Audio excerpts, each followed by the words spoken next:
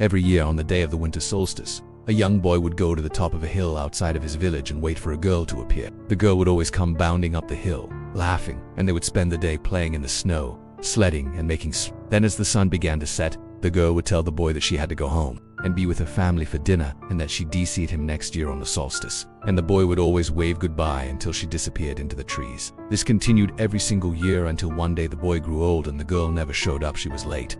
At first, the boy wasn't too worried. Maybe she was stuck at home helping out with the chores or something. Instead, she reached down and pulled the boy up to his feet. Do you know someone who has broken your heart? Let me know in the comments below. Until next time, take care. I thought you'd never come, she whispered, her eyes filled with tears. The boy was just as confused as before, but seeing how upset she was, he didn't question it. He simply nodded his head and they walked off together into the darkness. But as the hours passed and the sun began to set, the boy started to get scared. After a while, he came across a small cottage hidden among some bushes, and as he walked up to it, he saw a faint light coming from inside. He knocked on the door and a woman opened it. Startled, the boy asked if she had seen a girl around, but the woman just shook her head and closed the door. Where could she be? What if something bad happened to her? The next morning, the boy went into the village to look for the girl. The boy took a step forward and suddenly the ground gave way beneath him. He fell to the ground with a loud crash, and when he looked up, he saw the girl standing over him with a wild look on her face. He asked her family if they knew where she was, and they told him that she'd gone out the previous evening to gather herbs for a special tonic, but she hadn't come back.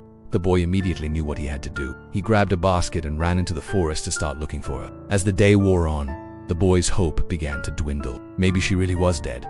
Just then, he heard a familiar voice call out his name. The boy turned around, but it was too dark and he couldn't see who was there. He called out her name as he searched, but all he heard in return were the birds tweeting and the wind rustling through the leaves. He tried this at a few more houses, but no one had seen the girl. Who's there?